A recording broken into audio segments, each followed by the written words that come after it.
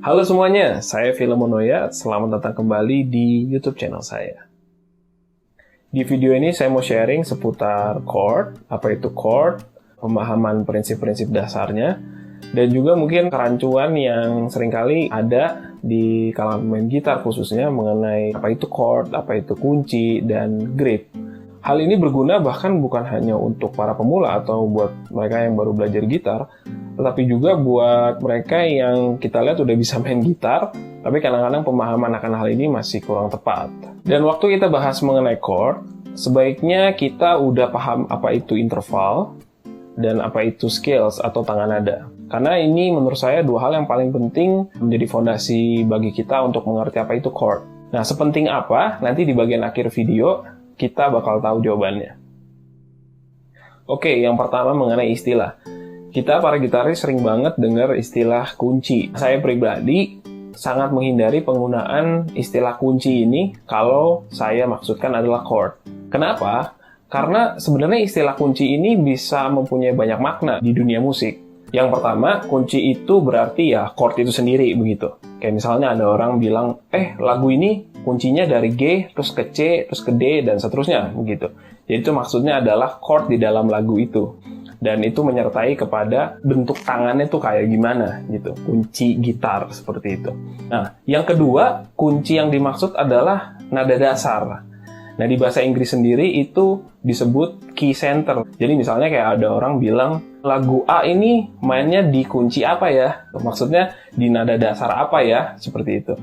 Dan makna kunci yang ketiga adalah tanda di garis para nada, di mana berguna untuk kita tahu register nada-nada yang akan dimainkan itu di mana. Buat kita yang pernah belajar musik secara formal, pasti tahu apa itu kunci G atau treble clef, kunci F atau bass clef, dan juga kunci C atau alto clef.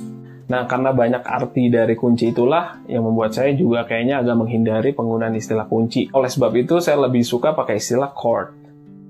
Nah, definisi chord sendiri itu sebenarnya gampangnya begini.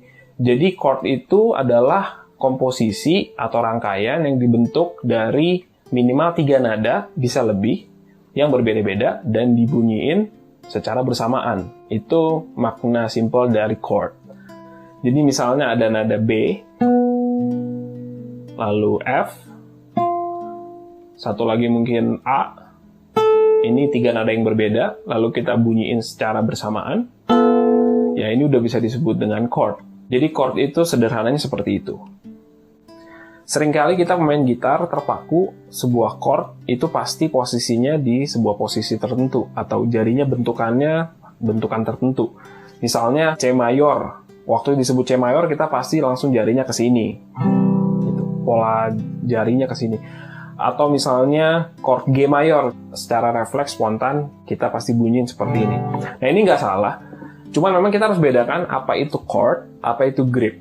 Nah, grip sendiri di bahasa Inggris artinya adalah pegangan atau bentukan jari yang memegang sesuatu, seperti itu.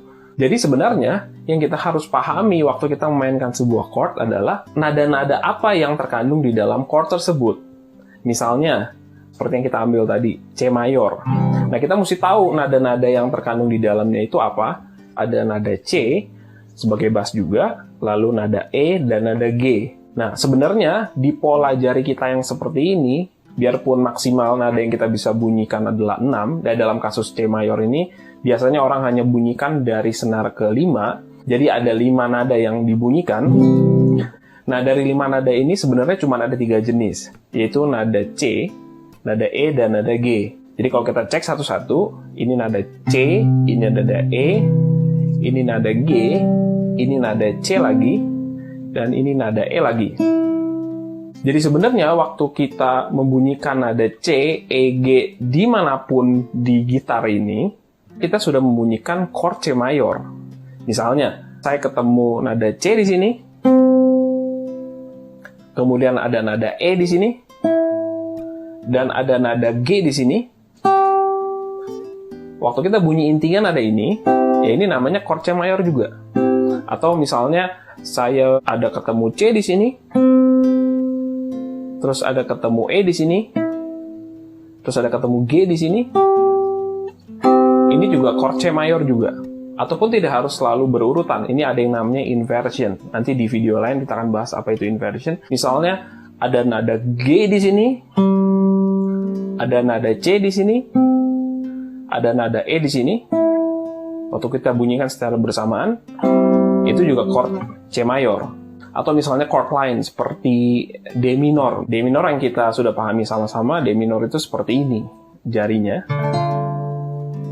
Nah, chord D minor itu terdiri dari nada D, yang juga adalah bassnya, kemudian nada F, dan nada A. Kalau kita cek di chord D minor yang seperti ini, sebenarnya kita bunyiin tuh cuma 4 senar, dari senar keempat, D, terus ada A, terus ada D lagi, dan ada F. Jadi, cuma ada 3 jenis nada itu, D, F, dan A. Jadi, waktu kita cari di seluruh senar dan seluruh fret, 3 nada itu, waktu kita ketemu nada D, F, dan A, ya kita sudah membentuk chord D minor. Misalnya, nada D di sini, kemudian ada nada F, terus ada nada A. Ini sudah D minor, gitu. Atau misalnya, di sini ada nada D, terus di sini ada nada F, di sini ada nada A, ini juga sudah D minor. Nah, jadi sebenarnya kita bisa menemukan banyak grip atau bentukan jari di sepanjang fretboard gitar ini tanpa harus terpaku pada satu posisi tertentu. Jadi chord cuma satu, tetapi gripnya itu bisa banyak, bentukan jari itu bisa banyak.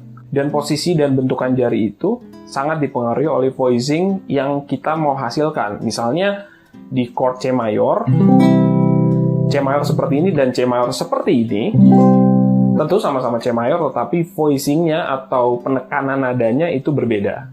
Nah, mungkin banyak yang bertanya, wah, berarti saya mesti hafalin dong ya posisi-posisi senar dan nada-nadanya tuh yang mana, di mana. Ya, memang itulah yang menjadi PR kita.